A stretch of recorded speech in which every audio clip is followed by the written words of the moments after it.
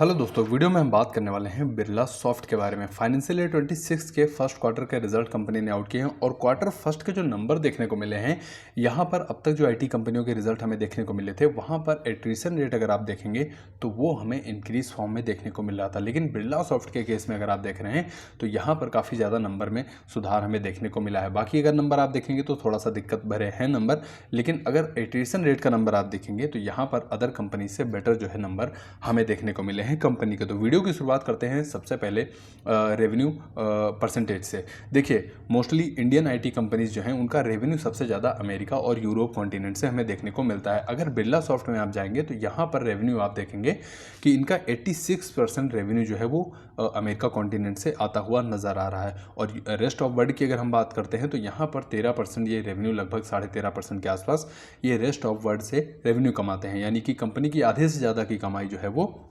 America continent से देखने को मिलती है। अब वहाँ पर ये सर्विसेज क्या क्या प्रोवाइड करते हैं, अगर उसकी हम बात करते हैं तो यहाँ पर मैन्युफैक्चरिंग में आपको उनको देखने को मिलेगा कि ये सर्विसेज अपनी प्रोवाइड करते हैं और यहाँ से 38% के आसपास ये रेवेन्यू कमाते हैं। इसके अलावा बैंकिंग फाइनेंस की अगर हम बात करते हैं तो यहाँ पर भी अपने सर्विसेज जो है वो प्रोवाइड देते हैं और यहाँ से लगभग 24.5 या 25% रेवेन्यू यहाँ से कमाते हुए नज़र आ रहे हैं। इसके अलावा एनर्जी और यूटिलिटीज़ की अगर हम बात करते हैं तो यहाँ पर 17% के आसपास रेवेन्यू यहाँ से देखने को मिलता है। और लाइफ साइंसेज की अगर हम बात करते हैं तो यहाँ से 20% जो है रेवेन्यू इनका यहाँ से देखने को मिलता है। तो ये वर्टिकल्स हो गए या फिर सर्विसेज हो गई जहाँ से कंपनी जो है वो रेवेन्यू जनरेट करती है। इसके अलावा कंपनी के पास क्लाइंट डेटा कितना है, यानी कि जितने ज़्यादा क्लाइंट होंगे कंपनी का बिजनेस जो है वो उतना ज़्यादा ग्रोथ करता हुआ नजर आएगा। अगर $10 मिलियन की बात करते हैं, यानी $10 मिलियन से ऊपर का जो कंपनी के लिए रेवेन्यू लेकर आते हैं वो 12 क्लाइंट हमें देखने को मिलेंगे। और ये जो नंबर आप देख रहे हैं ये पिछली तिमाही में भी आपको सेम देखने को मिलेगा और एक साल पहले भी आपको ये नंबर सेम देखने को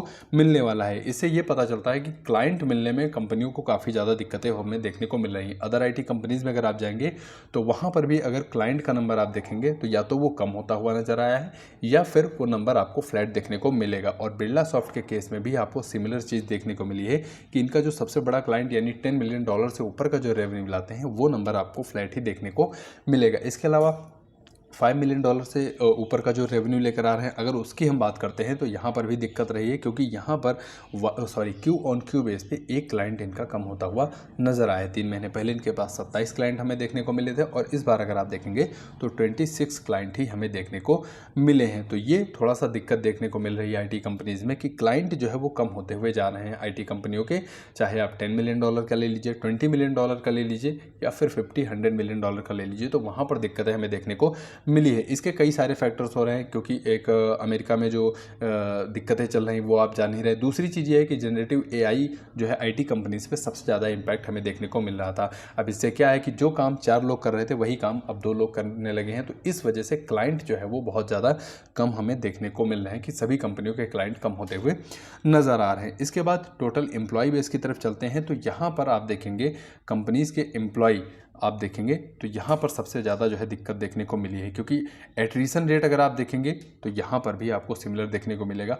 अदर कंपनीज़ में अगर आप जाते हैं तो थोड़ा सा ज़्यादा आपको बढ़ता हुआ नजर आएगा, लेकिन यहाँ पर एक चीज़ अच्छी देखने को मिली, थोड़ा सा जो इनका ग्रोथ रेट कहेंगे आप वो थोड़ा सा स्लो देखने को मिला है। तो ये एक थोड़ा सा पॉजिटिव देखने को मिला है, लेकिन एट्रिशन रेट यहाँ पर भी आप मान लीजिए कि बढ़ता हुआ ही नज़र हमें देखने को मिल रहा है। 11,834 एम्प्लॉय इनके पास टोटल हमें देखने को मिले हैं और एट्रिशन रेट अगर पिछली तिमाही में आप जाएंगे तो 12.8 देखने को मिला है और इस बार 13.3। अगर ये और बढ़ता चला जाएगा तब सबसे ज़्यादा दिक्कत की बात हमें देखने को मिलेगी बिरला सॉफ्ट के लिए, जो कि एक साल पहले आप देखेंगे 11.5% के आसपास इनका एट्रिशन रेट हमें देखने को मिल रहा था। तो दिक्कत ये है कि इनका एट्रिशन रेट बढ़ रहा है लेकिन उतनी तेजी से नहीं बढ़ता हुआ नजर आ रहा है जितना हमें कुछ अदर कंपनीज में देखने को मिला है। आगे चलते हैं P&L यानी कि प्रॉफिट एंड लॉस की तरफ। तो यहाँ पर रेवेन्यू की अगर हम सबसे पहले बात करते हैं तो रेवेन्यू आप देखेंगे कंपनी का जो रहा है वो क्यू ऑन क्यू बेस पे 2.5% के आसपास गिरता हुआ नजर आया है। पिछली तिमाही में अगर रेवेन्यू का नंबर आप देखेंगे तो यहाँ पर 1316 करोड़ के आसपास रेवेन्यू हमें देखने को मिला था और इस बार ये रेवेन्यू आपको घटकर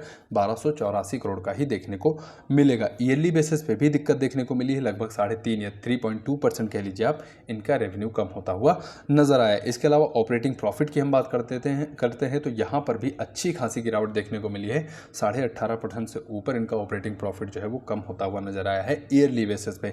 प्रॉफिट की बात करते हैं तो प्रॉफिट का नंबर अगर आप देखेंगे 122 करोड़ का प्रॉफिट यहाँ पर देखने को मिला है, जो कि क्यू ऑन क्यू बेस पे देखेंगे तो 0.4% की बढ़त, यानी कि नंबर आप फ्लैट कह लीजिए। लेकिन अगर वाई ऑन वाई बेस पे नंबर कंपेयर करेंगे तो यहाँ पर 18.5% की डी ग्रोथ देखने को मिली है। तो रेवेन्यू भी आपको कम होता हुआ नजर आया है, इसके अलावा प्रॉफिट भी आपको कम होता हुआ नजर आ रहा है, और कंपनी के पास जो क्लाइंट थे वहाँ पर भी थोड़ी सी कमी हमें देखने को मिली है। तो ये सारी दिक्कतें हमें देखने को मिल रही हैं अभी आईटी कंपनियों में। उम्मीद करता हूँ ये रिजल्ट का एनालिसिस जो था क्वार्टर फर्स्ट का बिरला सॉफ्ट का आपको पसंद आया होगा। अगर वीडियो से आपको लगता है 0.1 या 0.2% आपको जानकारी मिली हो कंपनी के बारे में तो वीडियो को लाइक करिए, कमेंट बॉक्स में आप अपना सुझाव दीजिए और चैनल को सब्सक्राइब करना बिल्कुल मत भूलिएगा। आपके कीमती समय के लिए आपका बहुत बहुत धन्यवाद।